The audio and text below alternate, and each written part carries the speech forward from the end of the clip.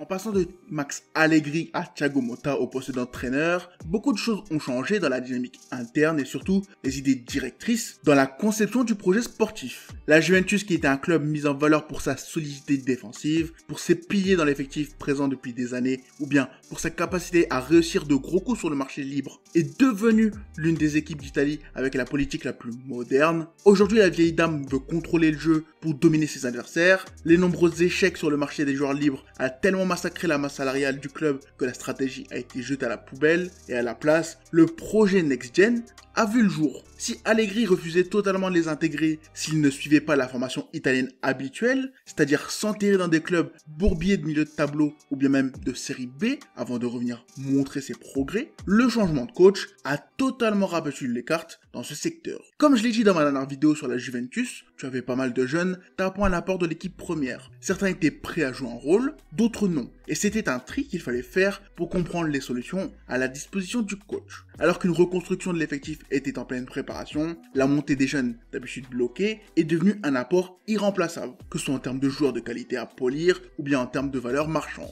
Avec les premiers fruits du projet Next Gen, la Juventus a trouvé des options à ses chantiers sur le terrain, quelques jeunes sont restés dans le groupe pour le compléter, et en plus de ça, les quelques départs de jeunes du projet ont apporté suffisamment de fonds pour reconstruire l'équipe avec des profils plus âgés, plus adeptes à répondre directement aux exigences du club et permettant de renforcer un effectif qui en avait grandement besoin. Ce changement de politique est sacrément profond, il est arrivé au bon moment et il montre que la Juventus est en avance sur ses concurrents. Suffit de voir Sebastiano Esposito de l'Inter. L'Italien est un des attaquants les plus prometteurs de son pays, il est reconnu comme un gros talent du club et son évolution est suivie de près en interne. Cet été, son profil aurait pu être intéressant à intégrer dans le collectif d'Inzaghi. Mentalement, cela lui aurait sûrement fait un peu de bien, ça lui aurait mis un coup de boost de voir ses efforts être récompensés, mais non. Au lieu d'intégrer le jeune italien prometteur, la direction a décidé de redonner une 8e chance à Joaquin Correa, et Esposito s'est retrouvé expédié en prêt chez Empoli,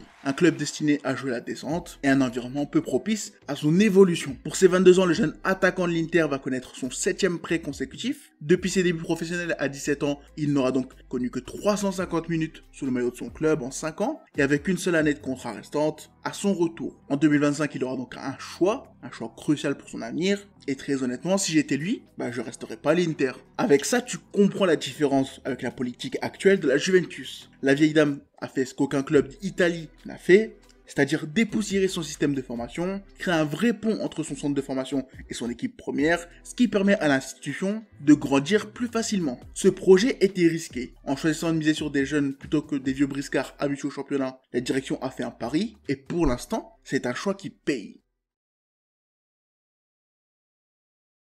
De ce qu'on a vu jusqu'à ce que j'écrive cette vidéo, la Juventus de Motta réalise un début de saison correct, avec 9 points en 5 matchs, classant l'équipe dans le wagon de tête de Serie A, avec une 4e place logique, à seulement 2 points du leader surprise, le Torino. Le club est le seul du top 5 d'Europe à n'avoir toujours pas encaissé de but en championnat, à n'avoir toujours pas perdu un match en encaissant un but, et cela montre que cette équipe reste solide. En Europe, tu as réussi tes débuts en fracassant le PSV de Joao Bakayoko 3-1, tout se passe donc pour le mieux, enfin presque. Si tu regardes bien en championnat, malgré ton début solide, tu sors de 3 matchs où tu n'as pas marqué de but, et c'est un peu inquiétant. Si certains veulent appuyer cet aspect pour mettre Motta en ligne de mire, personnellement je pense autrement. L'Italien est en train de reconstruire un projet sérieux. Pour ses débuts en poste, il s'est assuré que son équipe soit solide. En plus des recrues, il a changé la hiérarchie en sortant Danilo des joueurs poste. Tu sens que c'était important pour lui d'avoir l'esprit tranquille sans ballon, et certains ont su profiter de tous ces changements pour retrouver leur place. Motta l'a dit, il ne fait jouer que ceux qui le méritent. Et c'est comme ça que Locatelli a retrouvé sa place. L'Italien est devenu le métronome du jeu, c'est lui qui contrôle l'équipe,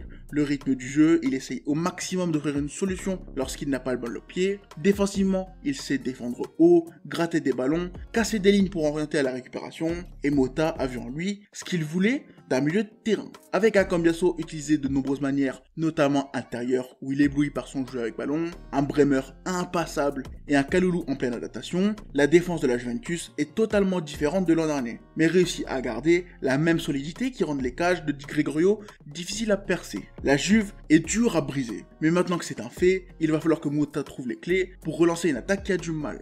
Pour ce début de saison, c'est Vlahovic qui occupe la pointe seul. Derrière, on a vu quelques joueurs se partager le temps de jeu disponible, comme le Belge Samuel Mbangula, Timothy Weah ou bien Nico Gonzalez. Mais petit à petit, un 11 type se forme. Le milieu est un point important, parce que tu sens que c'est pour l'instant là où le problème de construction réside. L'équipe a trop peu fait preuve d'inspiration dans ce secteur. Les joueurs osent trop peu prendre des initiatives, certains ont même plutôt déçu, ce qui a mené Mota à réintégrer McKennie. Durant les premiers matchs, on a assisté par moments à la mise en place de cette espèce de possession stérile qui ne met pas en valeur les qualités des joueurs, qui ne permet pas de créer le danger, et je ne pense pas que c'était totalement le but de Mota. Avec la répétition des passes en prise de risque, le jeu devient stérile, l'équipe devient prévisible, et surtout, Vlahovic seul en pointe, devient frustré de ne pas toucher le ballon. Tu sens que l'ancien de la Fiorentina ne colle pas vraiment aux idées de Mota. Comparé à Zirkzee, que ce soit dans le profil ou dans le rôle, les deux n'ont rien à voir, mais pour l'instant, le mariage n'est pas brisé ni impossible. Très souvent, la Juventus a souffert puisque son attaquant n'était pas performant. Et si Allegri avait trouvé une réponse en créant un duo avec Chiesa, Mota pourrait trouver une réponse un peu similaire avec un autre joueur de l'effectif, Kenan Yildiz.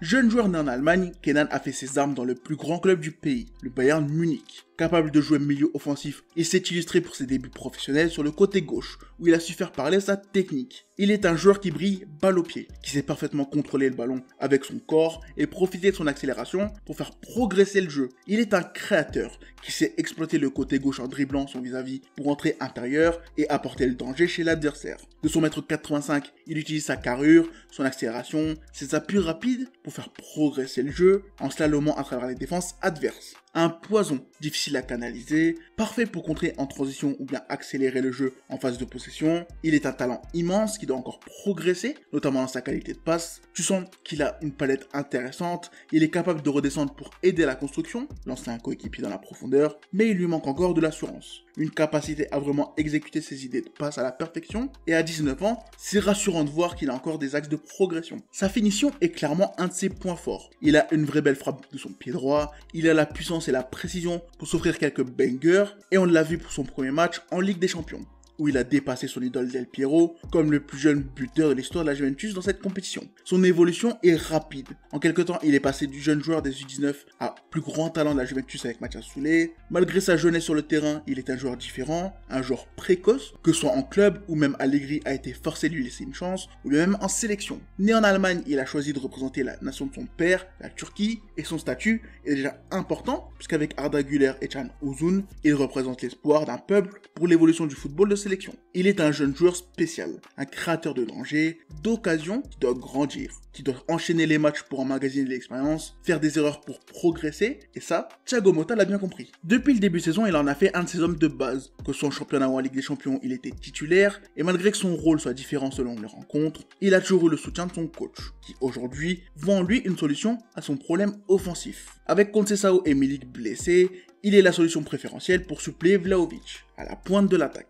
Son coach voudrait profiter de ses qualités pour créer des espaces que les milieux exploiteraient, notamment Koen Meiners, un joueur avec qui le Turc est en train de créer une belle connexion. Cette saison est pour lui celle de l'éclosion totale. C'est l'occasion pour lui de prouver que la Juventus a fait le bon choix en allant le chercher au Bayern, en acceptant ses demandes salariales, en le montant rapidement des U19 aux jeunes de la Next Gen et en lui offrant ses débuts professionnels aussitôt en Italie. L'objectif de Motta est de transformer Yildiz en leader offensif. Il veut que Kenan grandisse rapidement pour endosser un rôle important, un rôle que le numéro dans son dos veut qu'il ait, et j'ai vraiment hâte de voir s'il réussira sa montée en puissance. S'il n'a pas autant de buts que ça depuis son début en professionnel, c'est aussi parce qu'il joue très bas avec Allegri. Il devait remonter le ballon de très loin, il était très éloigné de la surface de réparation, et même s'il a une bonne frappe de loin, même s'il a marqué un but de loin, tu sentais qu'il fallait quand même qu'il se rapproche de cette zone pour être décisif. Je pense pas que ce sera un problème pour lui de réussir à convertir ses occasions. Quand il était chez les jeunes, c'était même une de ses forces, mais maintenant qu'il est avec les pros, maintenant qu'il est éloigné de la zone dangereuse, à voir s'il va faire autant de dégâts.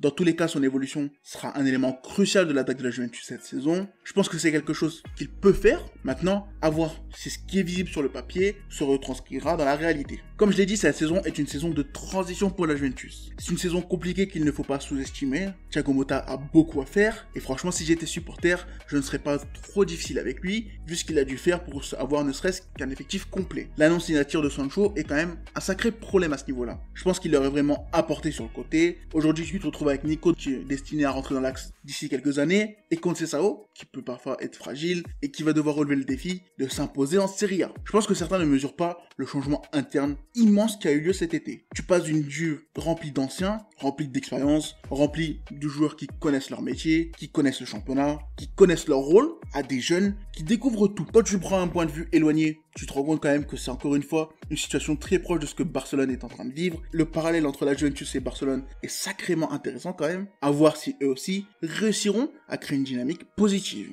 Bref, c'était une petite vidéo sur la Juventus et Kenan Yildiz. J'espère que t'as apprécié et on se retrouve très vite pour une prochaine vidéo.